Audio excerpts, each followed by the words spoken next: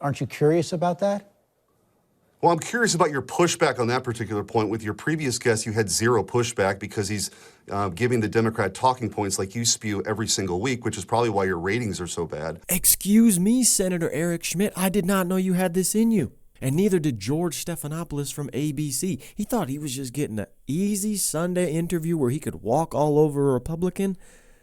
But he was wrong. It's Sean Daniel here. Make sure you hit that like button if you enjoyed that intro.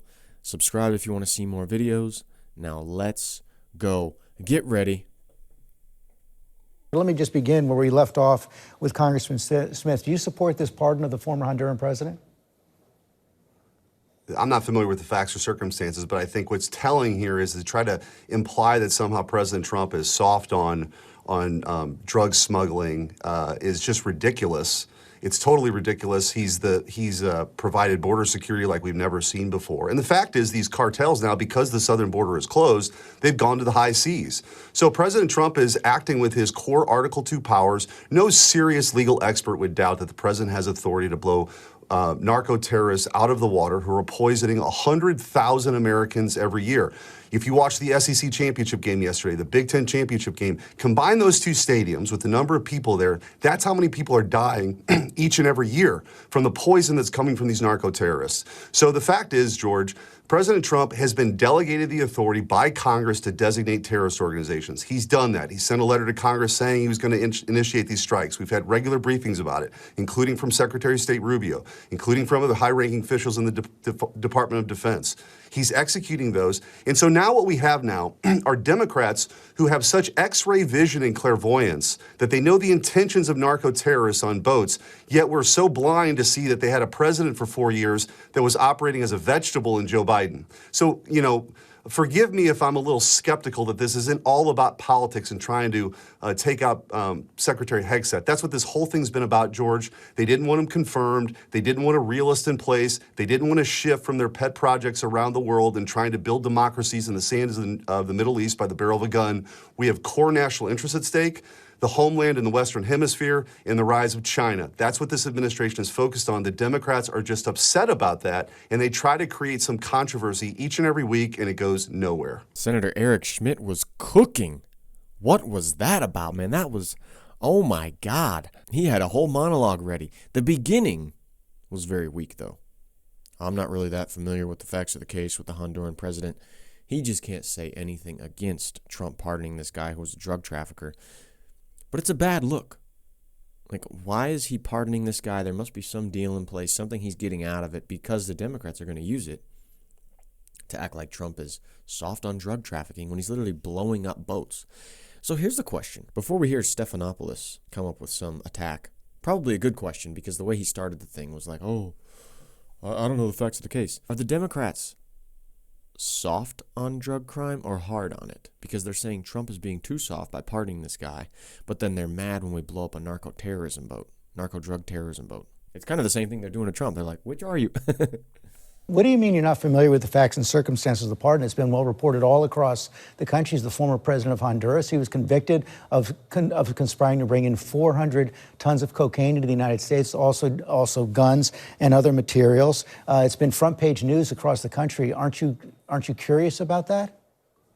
Well, I'm curious about your pushback on that particular point. With your previous guest, you had zero pushback because he's giving the Democrat talking points like you spew every single week, which is probably why your ratings are so bad. But to make the point, what I'm saying is that you're trying to divert here the attention from what the American people actually support. 75% of Americans support us blowing narco-terrorists out of the water in the Caribbean who are trying to poison Americans. There's no real legal debate about the ability to do that. Now, you could have a policy discussion about it, which now you see the Democrats pivoting from the second strike and the war crimes allegation to really what this whole thing is about. Should we be doing it in the first place? I have way more sympathy for my friends, my cousins, my neighbors, those people who've been poisoned by these narco-terrorists, people who've been skinned alive by these cartels as they bring people to the United States, than I do for these narco-terrorists. I mean, that's just the reality of the situation. So there's legal justification for it. He's doing it.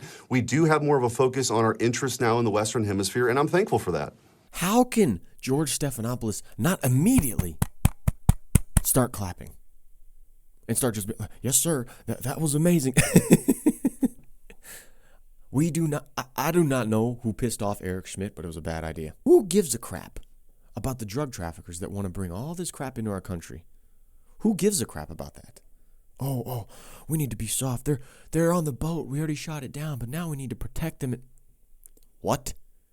Look at this crowd that Eric Schmidt is talking about. That's just half. That's one. He talked about 2 games that were played this weekend. This is the exact field. This is the game from a few years ago, not the exact game yesterday. But look at that huge crowd. All those people wiped out by the drugs, by the drug overdoses that come into this country. Hell yeah, we should be wiping out the boats. And how is George Stephanopoulos not just immediately so impressed? You know what he's about to do? He's about to come back with another question about this Honduran president, because when there's a good point made by a Republican, George cannot acknowledge it. Illegal for him to do so.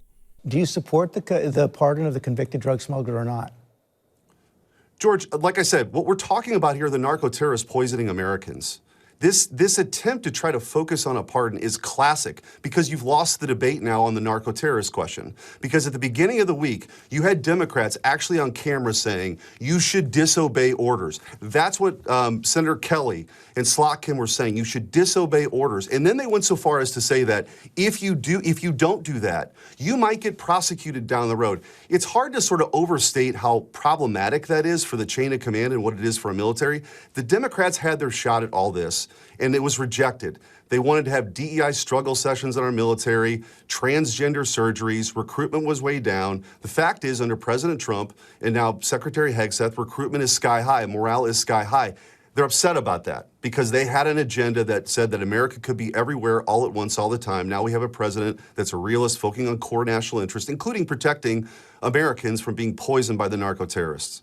Just to clarify, the Democrats you talked about were talking about illegal orders. They were specific about saying it was illegal orders that they were talking about. Sure, but when you press them on what orders are they talking about, they had no answer, except to say that somehow they should be guessing along the way. I mean, it's ridiculous. It's really ridiculous. And this is kind of the rabbit hole of Trump derangement syndrome, is that they can't let this thing go. They can't believe that he won. They didn't want Hegseth to be the Secretary of War. They fought it. He was their #1 target. They failed at that. And so now you just have a series of issues that come up every week to try to undermine this president and the Secretary of War. And it's not working. They're going to carry out their mission. They executed another strike of a narco-terrorist just this past week. Those will continue, and they're completely authorized. I reviewed the 40-plus page memo by the Office of Legal Counsel. There's JAG officers in these rooms, George, every time there's a strike. So again, the narrative at the beginning of the week that this was war crimes, that's clearly fallen away, and now the Democrats are peddling another lie.